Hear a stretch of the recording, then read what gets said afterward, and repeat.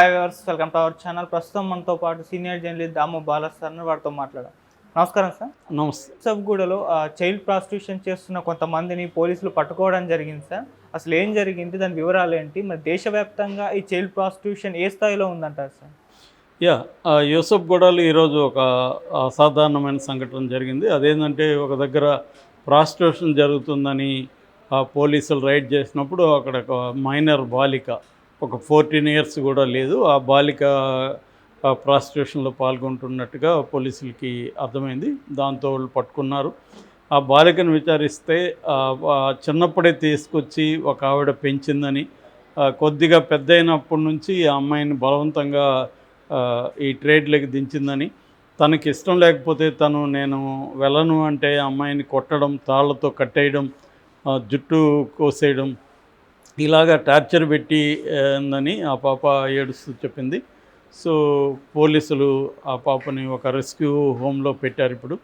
So ఆ నిర్వాహకురాల్ని arrest చేశారు. మామూలుగా India one of the worst అనమాట ఈ విషయాల్లో, చైల్డ్ ట్రాఫికింగ్లో. మనకి స్ట్రీట్ కిడ్సే, అంటే వీధి బాలురు అంటాం కదా, స్ట్రీట్ కిడ్సే దాదాపు 2 కోట్ల మంది ఇండియాలో ఉన్నారనేది ఒక అంచనా అనమాట. మేము 2011లో నేను ఒక ఎన్జిఓ తరఫున ఒక డాక్యుమెంటరీ కూడా తీసాను. ప్లాట్ఫామ్ నెంబర్ 8 అని యూట్యూబ్లో ఉంటుంది. అదేంటంటే ఓన్లీ రైల్వే చిల్డ్రన్ అనమాట. అంటే రైల్వే చిల్డ్రన్ అంటే రైళ్ళల్లో పారిపోయి వచ్చే వాళ్ళ మీద ఆ డాక్యుమెంటరీ ప్రత్యేకంగా. ఎందుకంటే సాతి అని ఒక ఎన్జిఓ ఈ రైళ్ళల్లో పారిపోయి వచ్చే పిల్లల్ని అక్కడ స్టేషన్లో పట్టుకుంటారు. వాళ్ళ స్టాఫ్ డైలీ దాదాపు దేశవ్యాప్తంగా 20 స్టేషన్లకు పైన వాళ్ళ స్టాఫ్ మార్నింగ్ నుంచి ఈవినింగ్ వరకు ఉంటారనమాట. సో ఆ రైల్లో దిగ్గానే వాళ్ళని ఐడెంటిఫై చేసి వీళ్ళు పట్టుకుంటారు. అయితే వాళ్ళతో మేము చేసినప్పుడు కూడా తెలిసిందేంటంటే అమ్మాయిలు తక్కువ వస్తున్నారు రైళ్ళల్లో అబ్బాయిలతో పోలిస్తే. దీనికి కారణం ఏంటంటే దిగకముందే అమ్మాయిల్ని పట్టుకునేస్తారు అని వాళ్ళు చెప్తున్నారు. ఎందుకంటే రైళ్ళల్లో కొంతమంది ఇదే పనిలో ఉంటారు, ప్రయాణిస్తూ ఉంటారు. వాళ్ళకి ఇట్లా ఒంటరి బాలిగా కనబడితే వాళ్ళు ఎత్తుకొని వెళ్ళిపోతారు అన్నమాట. అట్లాగే ఇప్పుడు ఏదైనా బంధువులు గుంపుగా వెళ్తున్నారు, అందులో చిన్న బాలిక ఉంది, వాళ్ళకి ఏదో చాక్లెట్టో ఇంకోటో ఇచ్చి మెల్లగా సరదాగా ఆడుకుంటూ వాళ్ళని ఏదో ఒక స్టేషన్లో దింపేసుకుంటారు అన్నమాట. ఇలాగ ఒక నెట్వర్క్ రైళ్ళల్లో ఉంటుంది అనేది మాకు అప్పుడు తెలిసిన విషయం అన్నమాట. అలాగా దేశవ్యాప్తంగా కూడా రకరకాల సిండికేట్స్ పనిచేస్తున్నాయి దీంట్లో. ఎందుకంటే మన దేశంలో ministry of women and child development ప్రకారం, లెక్కల ప్రకారం దాదాపు మన దేశంలో 30 లక్షల మంది సెక్స్ వర్కర్లు ఉన్నట్టుగా అంచనా. దీనికంటే డబ్బులు ఉన్నా ఆశ్చర్యం లేదు. బట్ అందులో 40% చైల్డ్ ప్రాస్టిట్యూట్స్ ఉన్నారనేది వాళ్ళు చెప్తున్న లెక్క. అంటే 12 లక్షల మంది చిల్డ్రన్, అండర్ ఏజ్ చిల్డ్రన్, వీళ్ళు సెక్స్ వర్కర్లుగా చేస్తున్నారు. యాక్చువల్గా ఏంటంటే ప్రతి ఒక్క నిమిషానికి ఒక చైల్డ్ ఇండియాలో ట్రాఫికింగ్లోకి వెళ్తుంది. అయితే ట్రాఫికింగ్ అంటే సెక్స్ ట్రాఫికింగే కాదు. ట్రాఫికింగ్ అంటే బెగ్గర్స్గా మార్చడం కావచ్చు, తర్వాత ఆర్గాన్ ట్రేడ్ అంటే అవయవాల్ని కోసి అమ్మేయడం కావచ్చు, లేకపోతే వాళ్ళని చైల్డ్ లేబర్గా, కొన్ని ఫోర్స్డ్ చైల్డ్ లేబర్గా వాళ్ళని తీసుకెళ్ళడం కావచ్చు. కొన్ని సిటీస్లో ఈవెన్ ఎండల్లో కూడా హౌస్ మెయిడ్స్గా కూడా వాళ్ళని పెట్టేస్తున్నారు అన్నమాట. ఇదంతా కూడా ట్రాఫికింగ్ కిందకే వస్తుంది. ఇందులో కమర్షియల్ సెక్స్ ట్రాఫికింగ్ అనేది ఒక సపరేట్ విభాగం. అంటే కమర్షియల్ సెక్స్లోకి వీళ్ళని తీసుకెళ్తారనమాట. సో ఇదేంటంటే ఇదొక సెక్స్ చైల్డ్ ప్రాస్టిట్యూట్ టూరిజం అనేది కూడా డెవలప్ అయింది. టూరిజం అంటే దీనికోసమే వేరే కంట్రీస్ నుంచి ఇండియాకి వస్తున్నారు. అయితే మన దేశంలో జరిగే ఈ సెక్స్ టూరిజంలో ఓన్లీ ఈ కిడ్స్ని మన దేశంలోనే ఇది చేయడం కాకుండా నేపాల్కి, బంగ్లాదేశ్కి కూడా ఎక్స్పోర్ట్ కూడా చేస్తున్నారు ఇక్కడ నుంచి. ఒక్క బాంబేలోనే సంవత్సరానికి 3,000 మంది పిల్లలు, ఆడపిల్లలు, చిన్నపిల్లలు సెక్స్లోకి తీసుకెళ్తున్నారు అనేది ఒక అంచనా. ఇది అక్యురేట్గా ఎవరు కూడా లెక్క వేయలేని ఒక స్థితి ఉంది.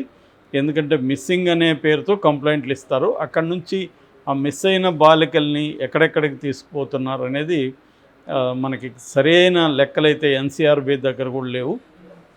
బట్ దీనికి ప్రధాన కారణాలు ఏంటి, చిల్డ్రన్ ఇలా మార్చడానికి అనేది ప్రధాన కారణాలు చెప్పేటప్పుడు పావర్టీ అండ్ అన్ఎంప్లాయ్మెంటే ప్రధాన కారణం. గవర్నమెంటు ఏవో లెక్కలు చూపించి పావర్టీ తగ్గిపోయిందని చెప్తున్నా కూడా బలంగా అయితే పావర్టీ ఇప్పటికీ ఉంది. ఆ పావర్టీ వల్లనే పిల్లలు వాళ్ళని కాపాడలేని సిచ్యువేషన్ ఉంటుంది, వాళ్ళని ప్రొటెక్ట్ చేయలేని పరిస్థితిలో ఉంటుంది. చాలాసార్లు ఇళ్లల్లో పిల్లల్ని వదిలేసి తల్లిదండ్రి పనులకు వెళ్ళే సంఘటనలు కూడా బోల్డ్ ఉన్నాయి. సో అలాంటప్పుడు కూడా వాళ్ళ వల్నరబుల్ సిచ్యువేషన్ ఉంటుంది.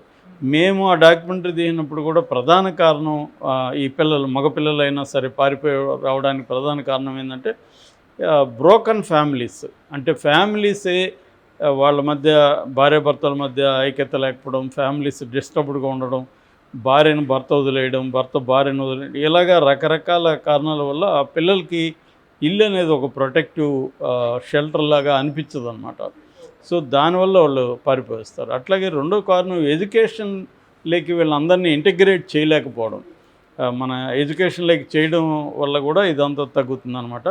అట్లాగే సోషల్ ఇంజస్టిస్, చాలా కులాలు లేకపోతే ట్రైబ్స్ వీటి సొసైటీ వాళ్ళని దూరం పెడుతుంది, అంటరానులుగా చూడడం ఇప్పటికి కూడా జరుగుతుంది. ఇటువంటి సోషల్ ఇంజస్టిస్కి గురైన వాళ్ళ పిల్లలు కూడా ఎక్కువగా తప్పిపోతున్నారు. అట్లాగే లా ఎన్ఫోర్స్మెంట్ మనకి ఎట్లా ఉంటుందంటే క్రిమినల్ జస్టిస్ సిస్టమ్ కానీ లా ఎన్ఫోర్స్మెంట్ కానీ కొంత డబ్బు పరపతి ఉన్న వాళ్ళ వైపు పనిచేసినట్టుగా పేద పిల్లల వైపు పనిచేయదు. సో వాళ్ళు మిస్ అయితే ఎవరు పట్టించుకోరు, అదే ఒక రిచ్ కిడ్ మిస్ అయితే పట్టించుకుంటారు. దీని మీద లాంగ్ బ్యాకే కథలు వచ్చాయి. అంటే ఒక పోలీస్ ఆఫీసర్ కుక్క తప్పిపోతే ఆ కుక్కని మొత్తం ఎదుగుతారు డిపార్ట్మెంట్ అంతా, అదే పిల్లలు తప్పిపోతే పేద పిల్లలు వాళ్ళని ఎవరు పట్టించుకోరు. సో ఈ కైండ్ ఆఫ్ సిచ్యువేషన్స్ ఉన్నాయన్నమాట. అట్లాగే ఈ బెగ్గింగ్లోకి కూడా బాగా విపరీతంగా పిల్లల్ని మనం కూడా చూస్తుంటాం. చిన్నపిల్లలు బెగ్గింగ్ చేసుకోవడం, దాని వెనక ఒక మాఫియా ఉంటుందని అందరికీ తెలుసు. అందుకనే ఇప్పుడు మోడీ ప్రభుత్వం బెగ్గింగ్ని స్టెప్ బై స్టెప్ కంప్లీట్గా లేకుండా బెగ్గింగ్ ఫ్రీ సిటీస్గా చేయాలని ఒక ప్లాన్ వేసుకుంది. బెగ్గింగ్ చేసే వాళ్ళందరినీ హోమ్స్కి తీసుకెళ్ళడం, అక్కడ హోమ్స్లో పెట్టడం, ఇది కొంతవరకు చేయగలిగితే కొంత ట్రాఫికింగ్ కూడా తగ్గుతుంది. అట్లాగే సెక్స్ ట్రాఫికింగ్ మీద తగ్గించడానికి కూడా అవేర్నెస్ పెంచడం ఒకటి. అట్లాగే రకరకాల ఎన్జిఓస్ని ఇంటగ్రేట్ చేయడం. కొంత ఎన్జిఓస్, పోలీస్ డిపార్ట్మెంట్సు, ఉమెన్ వెల్ఫేరు ఇవి కలిసి వర్క్ చేస్తున్నాయి, కానీ అది సరిపోవట్లేదు అనమాట. సో రెండవది రిహాబిలిటేషన్ వీళ్ళకి సరిగ్గా లేదు. తీసుకొచ్చిన వాళ్ళు మళ్ళీ కూడా వెళ్ళిపోతున్నారు. ఇప్పుడు నేను పనిచేసిన సాతి సంస్థ వాళ్ళకి రిటైనింగ్ రేటు దాదాపు 80% ఉంది. అంటే ఈ పిల్లల్ని మళ్ళీ వాళ్ళ ఇళ్ళకి చేర్చినప్పుడు ఒక 2-3 ఇయర్స్ దాన్ని కూడా మానిటర్ చేస్తారు వెళ్ళినాక కూడా. అంటే వాళ్ళకి కౌన్సిలింగ్లు ఇస్తారు, అక్కడ లోకల్ పోలీస్ అండ్ ఎన్జిఓస్తో పనిచేస్తారు. సో ఇలాగా ఒక ఇంటిగ్రేటెడ్ అప్రోచ్ అవసరం. బట్ వరల్డ్ లెవెల్లో యూనిసెఫ్ కానీ తర్వాత end child prostitute in Asian tourism అనే ఒక సంస్థ ఉందన్నమాట, ఈసీప్యాట్ అంటారు. ఇటువంటి సంస్థలు కొంత పనిచేస్తున్నాయి, ఇండియాలో అనేక ఎన్జిఓస్ పనిచేస్తున్నాయి. ఏదేమైనా ఇదేంటంటే చైల్డ్ ప్రాస్టిట్యూషన్లోకి దించడమే కాకుండా చైల్డ్ పోర్ను కూడా పెద్ద ఎత్తున చేస్తున్నారు. అందుకనే చైల్డ్ పోర్ని ఇండియా గవర్నమెంట్ బ్యాన్ చేసింది. ఎక్కడైనా చైల్డ్ పోర్ని ఎవరన్నా చూడడం కూడా నేరం. నిన్న కూడా ఒక హైదరాబాద్లో కుర్రవాడిని చైల్డ్ పోర్ను చూస్తున్నాడు, వేరే వాళ్ళకి పంపిస్తున్నారని చెప్పి అతను అరెస్ట్ చేశారు. మామూలుగా పోర్ను చూడడం, ఒక ఇండివిజువల్ చూడడం నేరం కాకపోవచ్చు, కానీ చైల్డ్ పోర్ను చూడడం ఖచ్చితంగా నేరం. అట్లాగే దాన్ని ఇతరులకు పంచడం కూడా నేరం అనమాట. సో ఈ చైల్డ్ పోర్న్ ఇండస్ట్రీ కూడా ఇండియాలో ఉందన్నమాట సీక్రెట్గా.